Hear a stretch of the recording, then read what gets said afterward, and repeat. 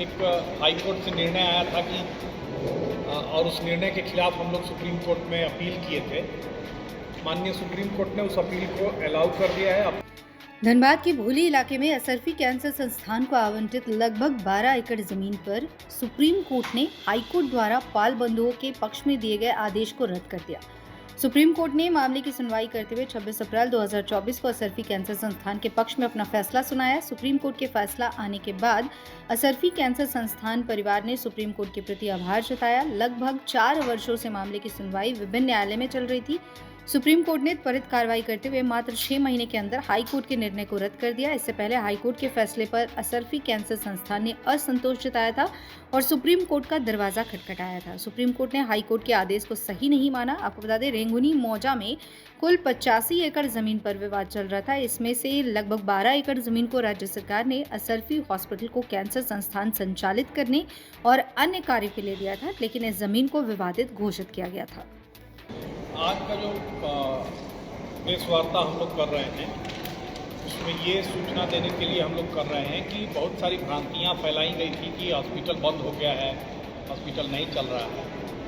और इसके संदर्भ में एक हाई कोर्ट से निर्णय आया था कि और उस निर्णय के खिलाफ हम लोग सुप्रीम कोर्ट में अपील किए थे।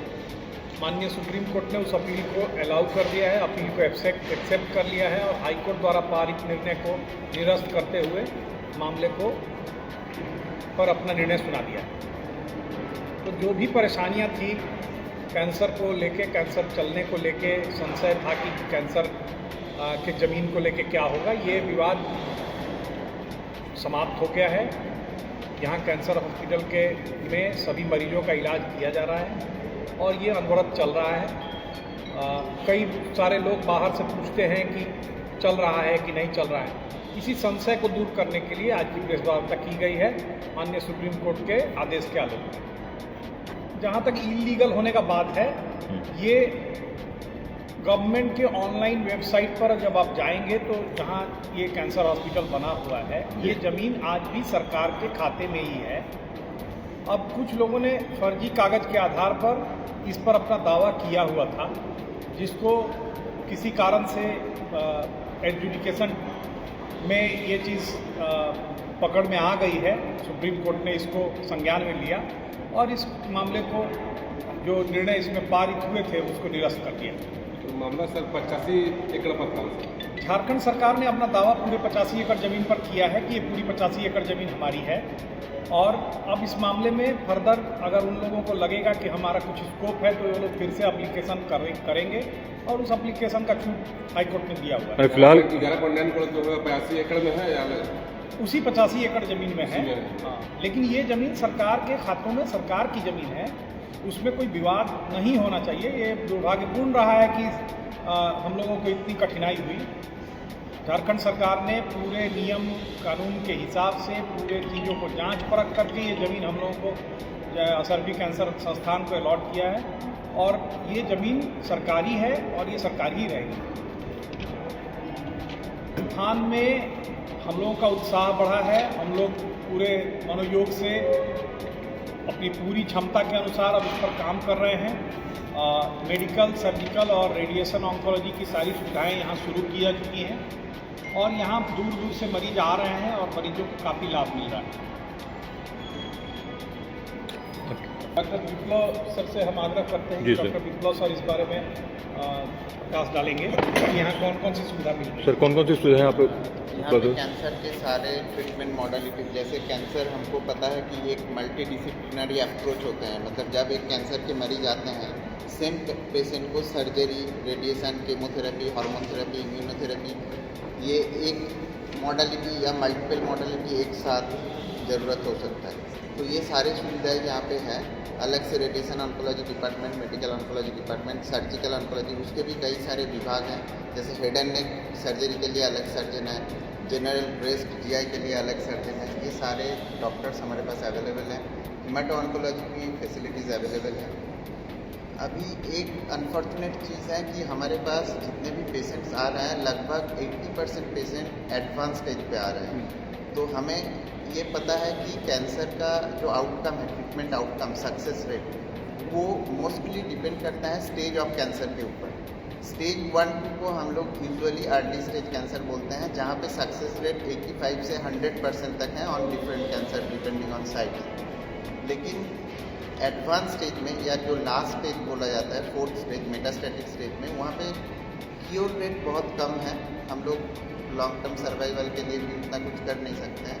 तो इसके लिए अवेयरनेस ज़रूरत है कि लोग अर्ली स्टेज में आए और क्योर हो सके। बहुत सारे अवेयरनेस कैंप सर, आप कुछ बताएंगे सर? अवेयरनेस कैंप चल रहा है और हम लोग दूसरे हॉस्पिटल्स में, स्कूल में, कम्युनिटी में हम लोग जा रहे हैं। हमारे स्पेशलिस्ट डॉक्टर भी जा रहे हैं अवेयरनेस कैंप के लिए। ये प्रयास लगातार जारी है।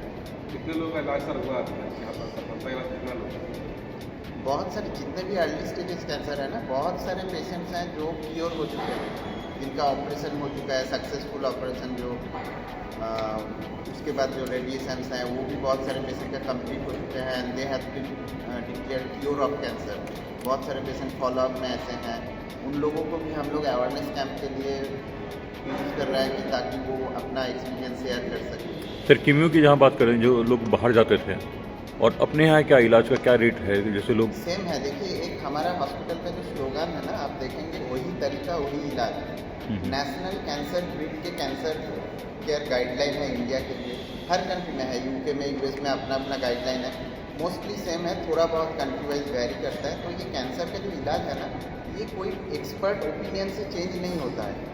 अभी के जो एरा है उसको हम बोलते हैं एविडेंस बेस्ड मेडिसिन। जो एविडेंस है उसी के आधार पे ट्रीटमेंट का गाइडलाइन बनाया जाता है और हर hospital, PMH Mumbai, CMC Vellore, AIIMS, Asarfi cancer institute, सब उसी गाइडलाइन को फॉलो कर रहा है। ऐसा नहीं है कि ट्रीटमेंट का जो मॉडलिटी है वो चेंज हो जाएगा।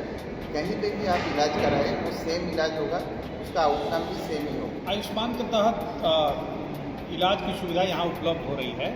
हम लोग रेडिएशन का जो अप्रूवल है, रेडिएशन के लिए आयुष्मान के तहत इलाज का अप्रूवल 1-2 दिन में आ जाएगा। अदरवाइज आयुष्मान के तहत यहाँ इलाज हो रहा है। आयुष्मान में इलाज करने के लिए सबसे पहले मरीज को डायग्नोस्टिक में थोड़ा जो परेशानी हो रही है कि आयुष्मान के तहत भर्ती होने पर मरीज का इलाज होता है। पैकेज जब डिसाइड हो जाता है कि इनको ये समस्या है, इस चीज़ का इलाज करना है, तभी इलाज हो पाता है। थोड़ी उसके कारण कठिनाई हो रही है।